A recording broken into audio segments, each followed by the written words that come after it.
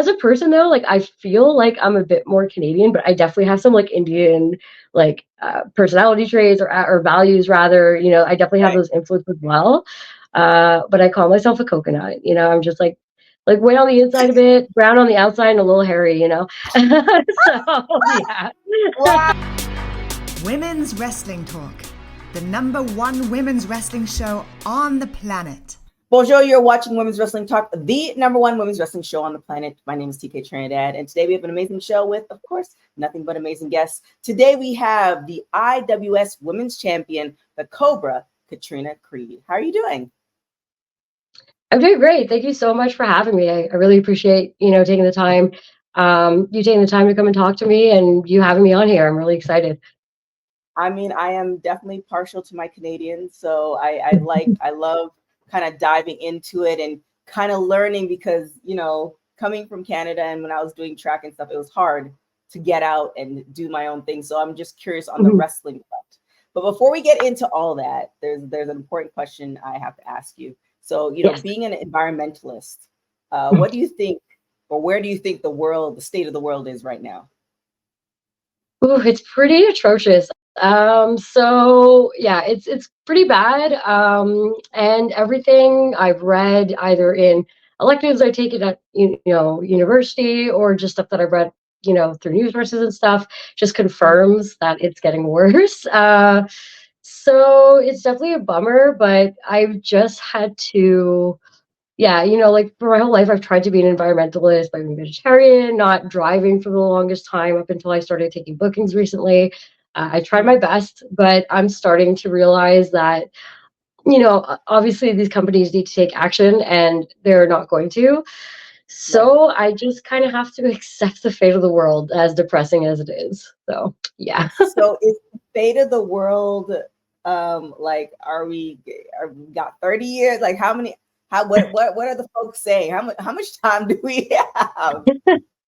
Well, I did take a class relating to the environment a few years ago, and they were pretty much saying that, like, pretty much the summit where there were a bunch of countries meeting up, where they came up with limitations on gas emissions and stuff like that. They were saying that they had to reduce gas emissions by 2030 and reduce it to a certain amount. But if anything, we're just increasing our gas emissions.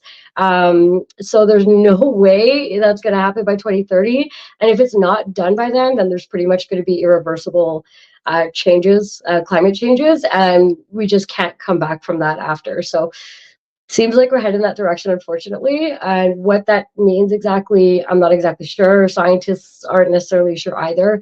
But it's probably something that's just going to keep feeding into itself and probably get worse and worse. So yeah, it's pretty depressing. 2030 is like around the corner, because when you said 2030, I'm like, oh, we have 10 years. I'm like, no, it's 2024. Right? Yeah. It sneaks up on you.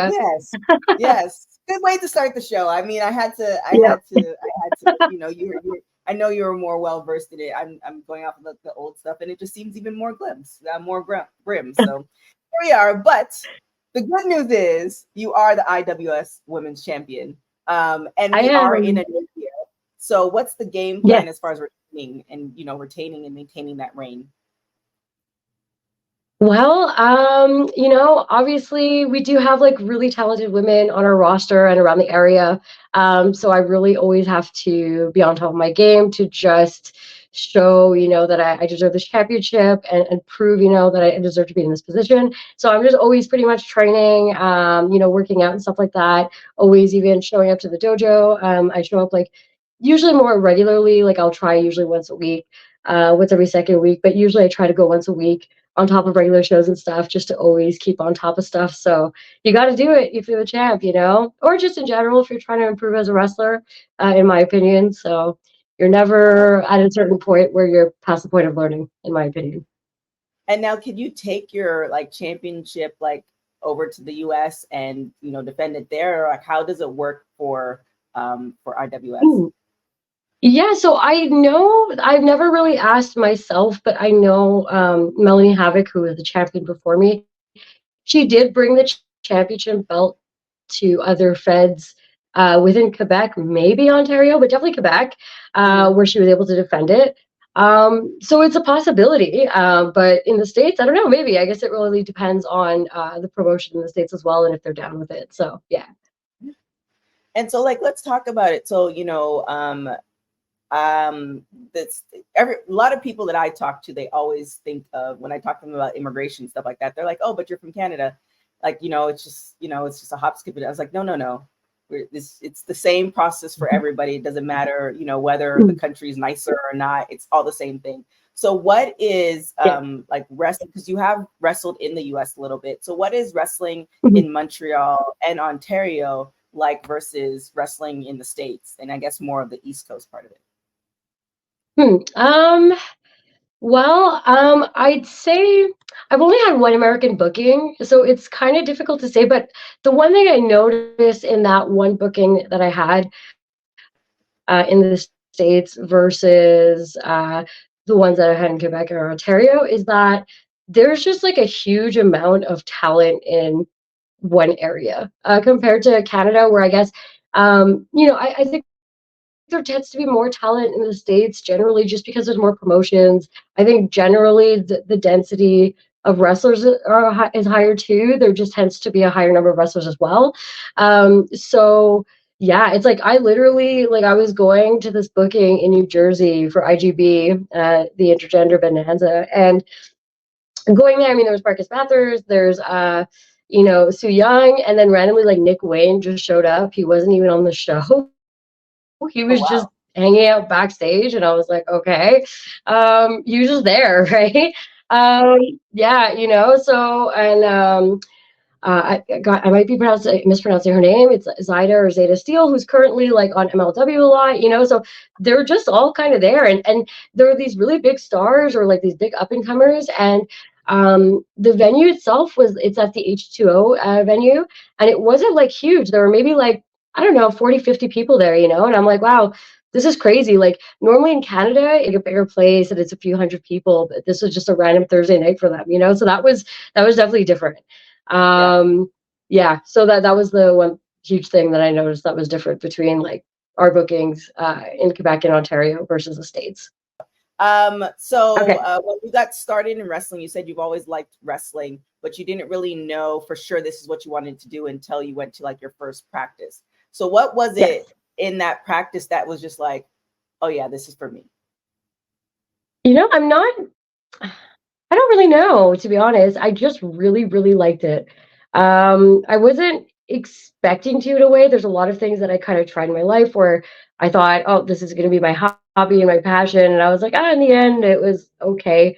And I thought the same thing was going to happen with wrestling. And when I walked in, it was just really fun. I think if I had to pinpoint what it was probably just the fact that, like, I think it's a really great way to release pent-up energy, which I can sometimes have a lot of. So it's really just a great way to convey emotions in, I guess, a different way. So I think that's probably what I liked about it, and I just like the physicality of it too. Okay. And then what's the general consensus like as far as like wrestling in Montreal, and I guess by way of Ontario as well? Is the goal to wrestle in the US to be like, about the bigger promotions, WWE, AEW of it all? Or is it more like this, we've created our own network here, and, if we get the opportunity, great, but if not, it's not a big deal? What's kind of the overall goal? For me personally, it's definitely going to as many places as possible, getting seen as much as I can, really just going to as many promotions as possible to break out and be seen as much as possible, but to also just meet new people, wrestle new people in new places, and just learn how to, work different people, work different crowds, work different areas, because it all changes, So if I could get as much experience as possible, as much exposure as possible, that's definitely the goal. I do love wrestling in Quebec. I really enjoy wrestling in Ontario as well. We do have some pretty big promotions, and I feel really, really lucky to be able to wrestle for those promotions for sure. But if I could definitely get into the States and branch out more into other areas, other provinces, but especially in the States, I feel like the northeastern states are a really great place to be. then Mhm. I absolutely would love to do that as much as possible. So when you decided to make that career change, we're talking offline about like, parents and stuff like that, and also being a child of immigrants, they were very much encouraging, work for, I know we have the TTC in Toronto, but the Metro, or work for the government, or work for this place for 25 years. You'll be good. You'll get your house. You'll get this and all that stuff. When I picked a career that wasn't as stable, it took them a long time to get, adjusted. So what were your parents like when you said, "Hey, I want to be a wrestler"? Well, I mean, I think they were used to me by that point. I'm obviously not your most typical Indian chick.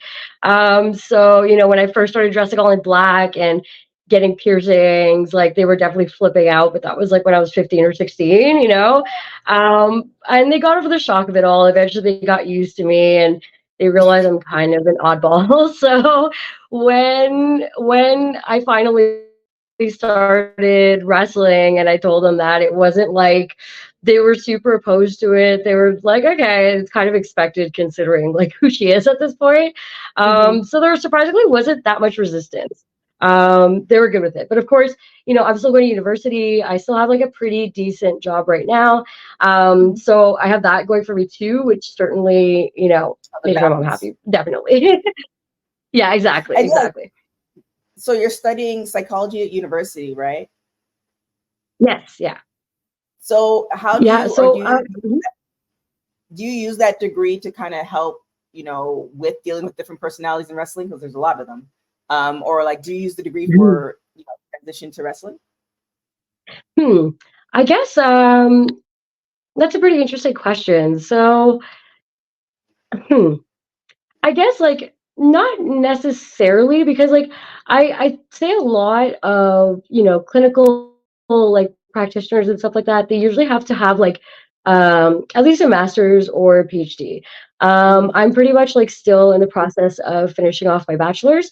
I have like maybe 6 or 7 classes. The job that I have right now is actually it's related and unrelated. It's more in social work. I actually run an intervention center, which I just kind of fell into. Yeah, like I just started volunteering at this place to get experience to put on my CV for when I want to go to grad school, and I just kind of kept getting promoted, and now it's like I'm running the place. I've been there for almost like I don't know 2.5, 3 years now. So I've been doing that. So it's like kind of related to psychology sometimes, but not fully.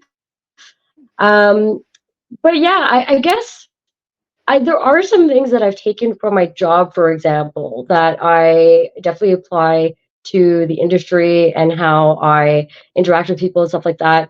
I think one of the biggest lessons I learned from this job that I brought into my personal life and into the wrestling industry is just having boundaries, essentially. I think it's very, very important to assert yourself and know your limitations, but assert yourself in a way that isn't too hurtful to anyone, but you're still respecting yourself. So yeah. There is that. With the, with wrestling now, especially women's wrestling, it's almost like a renaissance. We're seeing, women of different shapes, sizes, colors, all those things. What does it mean to you to be an Indian Canadian wrestler? Do you go? So this is, we may or may not keep this up because this is like American thing. Do you refer to yourself as Indian Canadian, or do you refer to yourself as just Indian? What is like because for me growing up, I would refer to myself as West Indian because of my parents. Mm-hmm. So what is the what's the what do you call yourself, or what do you refer to yourself Well, as? I guess I mean I definitely would just call myself Indian typically. Like if someone were to ask me, what my ethnicity is, I'll say Indian. Right. I write like on my socials and stuff like that, like Indian Canadian. Even though I'm fully Indian, like both my parents were Indian, Right. just so people know that like I'm an Indian from Canada. It might be confusing, maybe they think I'm mixed, but I'm not. But it's Right. just to say, I'm from Canada, but I'm Indian because I just want to represent. No, I think get it. it's kind of cool. Yeah, like it's kind of dope. Like in my opinion, if I was growing up and I saw like an Indian chick who was wrestling, I'd be like, fuck yeah, that's so cool. So Yeah. it's definitely a way to like represent. As a person though, like I feel like I'm a bit more Canadian, but I definitely have some like Indian like personality traits or values rather. I definitely have Right. those influences as well. but I call myself a coconut. I'm just like white on the inside a bit, brown on the outside, and a little hairy. So yeah. Wow. Oh my goodness. But Yeah. reel it in. What does No, it mean totally. to you to be an Indian Canadian wrestler? Uh, um, I just think it's really cool. Like I love the fact that there's so much representation, and just women in general are just getting more exposure on the indies, but as well like in more mainstream wrestling. It's so awesome to see so many like women who are doing well, and they're being featured. Like it makes me really proud, and especially when they're women of color too. There's even less representation typically. So to see people get that opportunity and to see more girls who are on the independent scene, who are minorities who are doing this, it's like pretty awesome. And it means a lot, to me, just to be able to potentially maybe be that for someone who would see me, and maybe they're growing up and that could be a point of inspiration for them. And that can maybe show them that they could also do this if they want to, or whatever it is that they want to do. Maybe it's not wrestling, but, they have a space and it's not just limited to other people anymore. It's something that's viable for them. So it's super important for sure. Yeah, I mean, you're definitely, I can say this, like just looking through your social media, you're breaking a lot of, it's not even stereotypes, what people typically think, because it's like a lot of people don't, when they think of Canada, they always think of just white folks. So you already broke that. And then it's like, oh, she lives in Montreal. Wait, so she's Indian, but she speaks French. Oh, and then she wrestles. She has red hair. It's like, it's so amazing because you're like, it's just, you just being you are breaking so much of what people think of. And that's, that's an amazing thing. That's the things about, in particular, Montreal. I could speak to Montreal and Toronto, where it's just like, you have a lot of, it's like a melting pot. You have a lot of different ethnicities and stuff like that. But, you have like you were saying, like you have a little bit of that tradition, but then you also have that ability to just be your own person. And eventually, like your parents will be like, look, they're safe, they're making money, whatever, like that part. So I just want to say, like, you're doing a lot, and there are a lot of people that are looking at you, and you're breaking a lot of mental stereotypes. So well, thank you. I mean, I didn't even like realize that or put that together, but I guess when you say it that way, yeah, it's kind of true, again, especially because people might have these preconceived notions of like people in Quebec or Canada or Montreal, and the type of people that are there, if it's people who are predominantly white, which is obviously not the case, but also like an Indian chick who's wrestling is kind of like an anomaly. It's strange, you don't always see it. And an alternative Indian chick too. It's like, what the fuck is going on there? Well, I don't know. Can I swear on here? I didn't clear that with you. Oh no, yeah, you can swear. Okay. But yeah, no. But I mean, thank you for mentioning that. That's actually a really interesting point and cool to think about. So thanks. Yeah, it's and with social media, we're able to see all these things. So yeah, kudos to you for just like living you, doing you. Kudos to your parents for just saying, look. Yeah. Do what she's gonna do. So as long as she's happy and she's in school, so that's it. The school's important. It is. So let's talk about these hardcore matches. I saw another interview and mentioned hardcore matches. Like you lit up. So there's a lot of different versions of matches. Also a good thing about where we are as far as, well, not we, where you guys are as far as women wrestlers, there's a lot of different type of matches that we can enter into. We're no longer the bra and panties type thing. So what's your love for hardcore matches? Yeah, so I mean, to be honest, I wouldn't even say that like I was necessarily inspired by hardcore wrestling. I just fell into it. And I wouldn't even say that I'm a hardcore wrestler, but I'm starting to become one. And it was not on purpose. And I'm starting to like it. And I'm almost scared of putting that out there because I don't know what this is potentially going to get me into. But well, IWS, being my home fed, the fed that I train at, that I'm currently a champion at, they're pretty well known generally in different parts of North America, even Japan. But back in the day, they kind of have this history of being a hardcore fed, right? Hence IWS Hardcore. So there's a lot of that connotation surrounding the federation in general. So sometimes when people reach out to me from like other feds, like actually the American booking that I did, the guy who I went up against, he's Mark Angel. He used to be this guy who was into deathmatch wrestling, who actually is also Marcus Mathers' dad, which I didn't know until I was going there. But he wanted to have a hardcore match with me because I was from IWS and I was the champ there. And he grew up watching IWS like on VHS or DVDs. And he likes people like, you know, Sexy Eddie and Greek Phantom or whatever who are really into hardcore stuff. So that's still the association sometimes, you know? So I kind of have to rep. I got to rep the home fat. You know, it's not like I wanted to, but I got to do it. I could have said no, but I'm not the type of person to back down from a challenge, right? So I said yes. And to kind of compound that, IWS started recently having these no ring shows in bars and stuff. And I am always down to wrestle as much as possible. So we started doing this. I think our first show was in July, and we've been doing one pretty much every month, right? So, you know, bar shows pretty much equal hardcore. So I've been kind of falling into that, not on purpose. It's just been happening. And I mean, a few days ago, I actually had the craziest match of my career thus far, and maybe my career for a while. I wrestled against Mathieu Sejac, who is he's one half of TDT, Tabarnak the team, and they're a pretty big tag team for around here.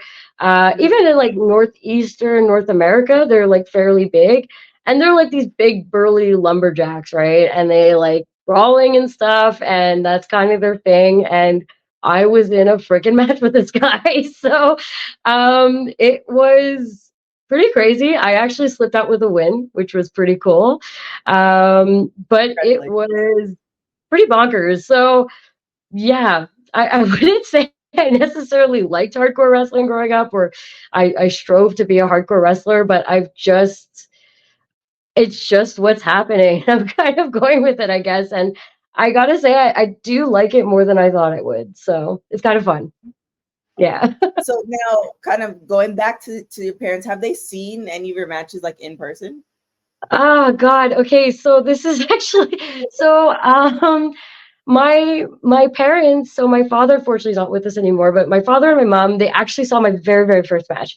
And this was, I actually started wrestling right before the pandemic. I had like 4 or 5 matches. And then the pandemic happened. I stopped wrestling and I started again in late 2022 when I started wrestling actually. So they had my very first match in 2020. And it was really funny because, and this is so typical of my dad, I was up against this guy named Frank Milano, who's this great wrestler from around here. And my dad unknowingly just showed up to the show with a hat that said Milano on it. And I'm like, are you freaking kidding me? It was pretty funny. But my dad would manage to pull something like that off. It was pretty jokes. But the reason why I said, oh my God, was because my brother actually has never really seen me wrestle a match. And he came to the New Year show, the one with Mathieu Sejac. And anytime I tell my brother that I'm doing these no ring shows, he's like, oh my God, be careful, hardcore matches, you know, they're dangerous. And I mean, usually the other matches have been kind of tame. Like they're okay. We put hardcore stuff, but it's like, okay, we're cracking each other over the head with beer cans, or maybe there's a chair involved, or, you know, stuff like that. I did put a girl through like a skateboard that was held between 2 chairs. I powerbombed her through it, but that was her, and that wasn't me, right? So I mean, I've generally been good in these matches, and so I did not know initially that I was going up against Mathieu Sejac, and I told him, "Yeah, come to the show. It'll be fun. I'll be okay." And then the match was insane. So I'm actually going to put up like a highlight reel of the match on my socials so you guys could check it out.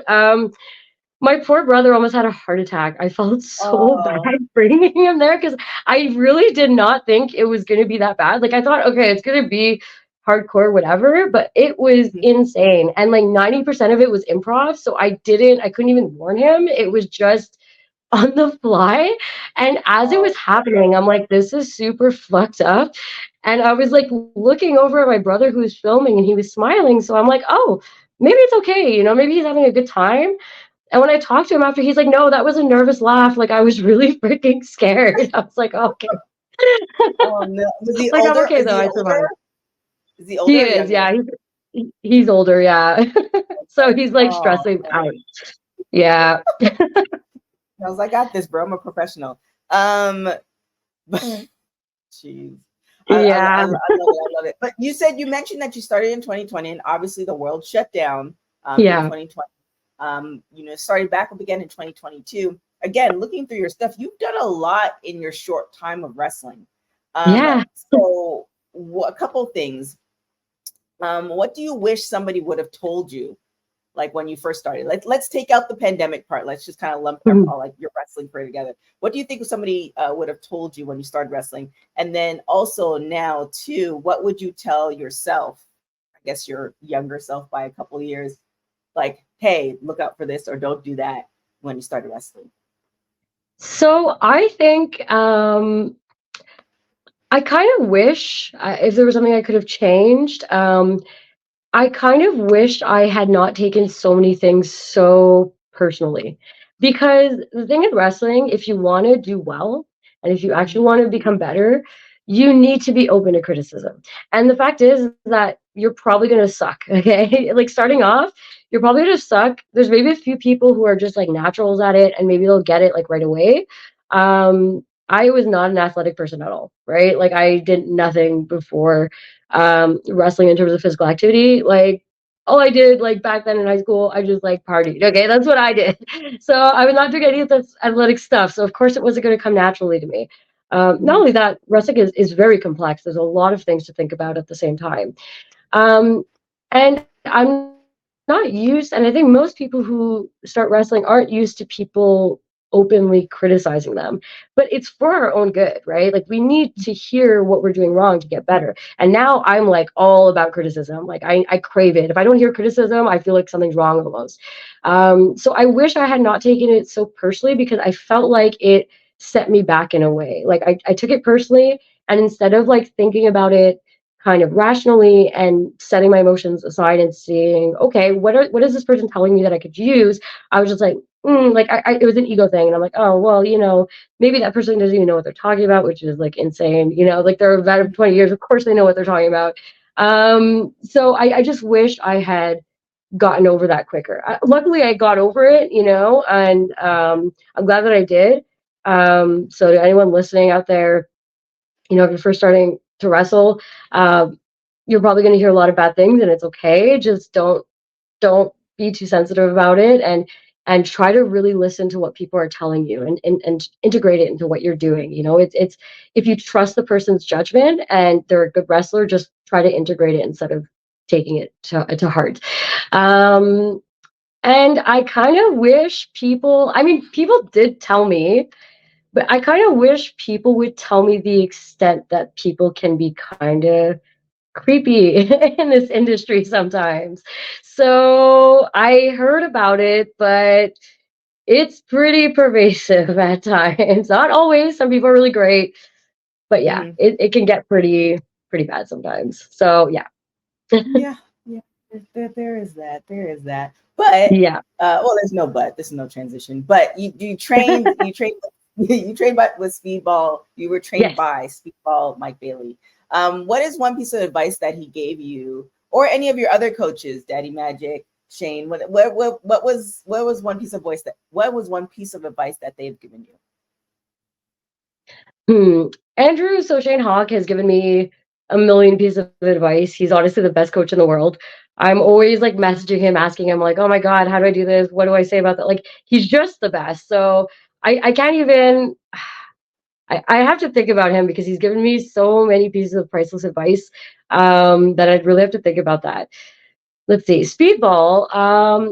Speedball told me, and I think this is really important. If something happens in a match and like there's a botch or something, or sorry, I'm gonna rotate. Okay, and there's like a botch in the match, and maybe say for example it was mostly the other person's fault. Okay, let's just say maybe they mistimed it, or maybe it was primarily on them. Speedball will always say, well, it's still on both of you, because you need to explain it better so that the person gets it.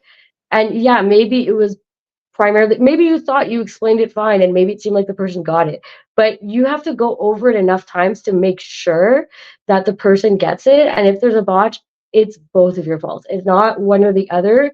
You need to go over the match enough times to make sure that it's seamless, right?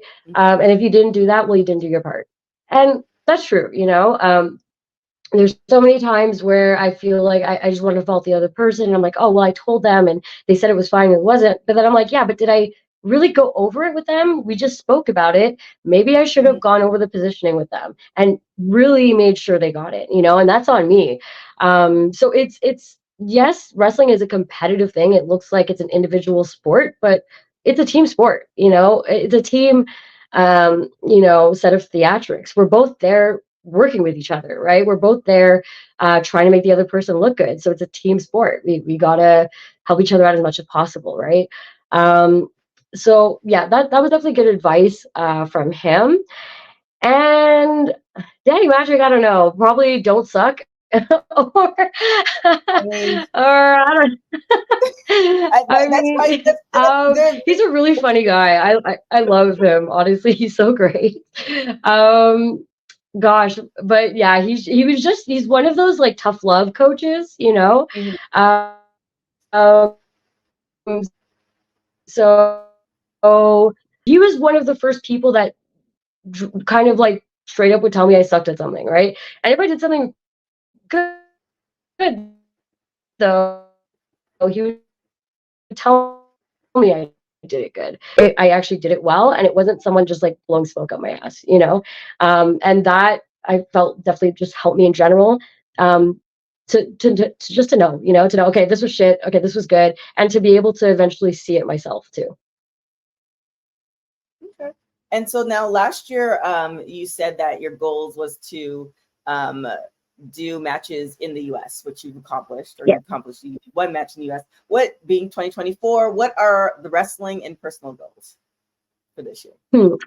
Yeah, so I definitely want to wrestle more in the States. I actually have an upcoming booking on February 17th. It's in Albany, New York for this federation called the Dynasty. So I'm pretty excited about that. So definitely like more bookings in the States, more provinces as well. I'm also I'm going to really try to do a tour in the UK and in Europe for at least a month. If I could do it longer, like I'm going to try, but I'm really going to try in June to set that up. I was gonna initially do it in April, but then I saw that AEW is coming back to Canada, so I'm gonna try as hard as I can to get on those dates. Hopefully that works out. And either way, I'm just gonna push it to June and try to go to the UK in June. So those are the main goals for this year. Personally, I just think about wrestling all the time, so honestly, become a better wrestler essentially. I like it. When you hear the name LuFisto, what is the one sentence that comes to mind? Badass. She's badass as hell. LuFisto's great. I could go on and on about her, but if I had to be like concise about it, I guess I could give just a few words: badass, inspirational, empowering, encouraging, supportive. Yeah. Nice. And so the thing too is kind of give, because I've been interviewing more Canadian wrestlers, because you hear the big names, you know, the big names who crossed over to WWE, etc., AEW. But you know, what should somebody who wants to like ingest all types of wrestling, what other promotions should they look out for? Whether in particular female wrestlers should they look out for that are Canadian based? So actually, it's interesting that you bring that up. So LuFisto, actually, she's starting this federation, and it's essentially a sister federation of IWS. So IWS stands for International Wrestling Syndicate. LuFisto is coming up with a federation that's entirely women-based. That's called Women's Wrestling Syndicate. So WWS. And yeah. So it's pretty cool. It's really just entirely made by women from like backstage point of view. So obviously the wrestlers, we're even looking at like trying to get female referees, which are really rare, but we're going to look into that too. And yeah, so like she's just spearheading this project, which is really cool. It's really cool that it's entirely women based for us too, for the wrestlers around here. But it's cool that we'll be able to potentially wrestle women from like other parts of like either North America or even if it's like the Northeast in general, because like it or not, as female wrestlers, there's very much a shallow pool. So we're often wrestling the same person a lot. So and that leads to stagnation at some point. So it'll be really refreshing and cool to be able to wrestle just other people too. So I'm really excited about that. IWS in itself, honestly, is doing a really great job at promoting the women's division and really putting us at the forefront, which is really great. So that's another great promotion to support if you're looking for women wrestling in particular. Acclaim has also been really good when it comes to featuring women's wrestling. They do a really good job at not always just having like one match. Maybe it does happen sometimes on the card they'll have like one women's match, but it does happen sometimes where they have like two women's match. It's not just the one match, there's that space to have like two matches sometimes, which is really great. Not a lot of promotions do that. They just have like the one match on the card and they're like, okay, we're done. We're good. So those are some places off the top of my head. Of course, C4 is another great place that highlights a lot of women. They put in a lot of different talent, either like in singles matches or in four ways, but at a bunch of different places on the card too. So they've been doing a really great job at that too, and they're one of the biggest promotions in Canada, maybe the biggest. But yeah, they've been doing really good at that too. So yeah, nice. And then I've watched several of your matches. What one match in particular would like? It'd be the equivalent of somebody saying "Google me." Like, there's no words to be said. What match? One match in particular where you're like, "Yo, it's right here. Everything that you need to know about me wrestling wise is right here." What match would you suggest? Oh man, I finally have a match. People would ask me a similar type of question, and I could never pinpoint one. So definitely my match with Leo Farrell was like my favorite by far. I really liked my match with Metsu Sejak recently, like a couple days ago too. That was pretty awesome. But definitely with Leo Farrell, she's a wrestler that comes from NSPW. It's the other like big Quebec Fed, and we had this match. It was for actually a film premiere. The movie itself is called Celle qui lutte, and it's a Quebecois film. And it's based off of, it kind of follows around Lou Farrell, Azael, and LuFisto too. They're like the three stars of the movie. And after the premiere, they put on like a wrestling show. So I was in the main event with Lou Farrell, and we had this insane match.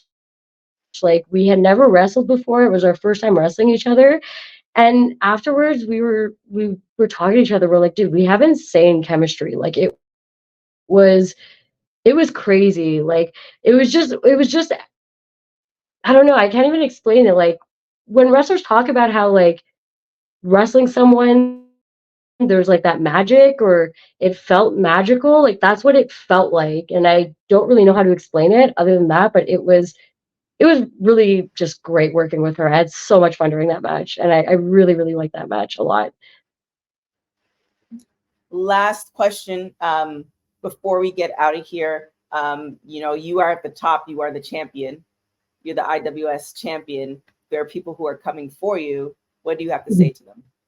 Yeah, no, like honestly, like I'm always down for a challenge, and I think our women's division is quite strong. And I've just seen so many of the girls that are in this division. I saw, when they first started training, or I came in part way, and I've seen how far they've come. So I'm actually just so proud to first off be part of that division and to be able to represent it. But if it's a challenge from them, or from anyone else outside of the division, I'm ready for it, and I'm ready to have a banger. I'm ready for both of us, whoever wants to come in and challenge me, for both of us to push each other to our respective limits as much as we can. I think it's so important to learn, and I'm ready for it. That was like such a great Canadian answer. Push ourselves to the respective limits. as I still am the champion, but we'll all be better for it. I love it. But with that being said, where can everybody find you? So you can find me on Twitter at Katrina Creed. So Katrina with a K, Creed with a C. On Instagram as well at cat.creed, because Katrina Creed was taken somehow. And yeah, those are my socials. And do you have any merch or anything that's online? I mean, I do have 8x10s. I could totally send them out if people are down to buy them. I usually just sell my merch at shows that I'm at, but I'm not opposed to that. I could definitely send some 8x10s some people's way. There it is. Well, thank you, Katrina, so much. Good luck on the 2024 goals and all the things. Shout out to your brother. Hopefully he can keep coming out and recording you and all of that.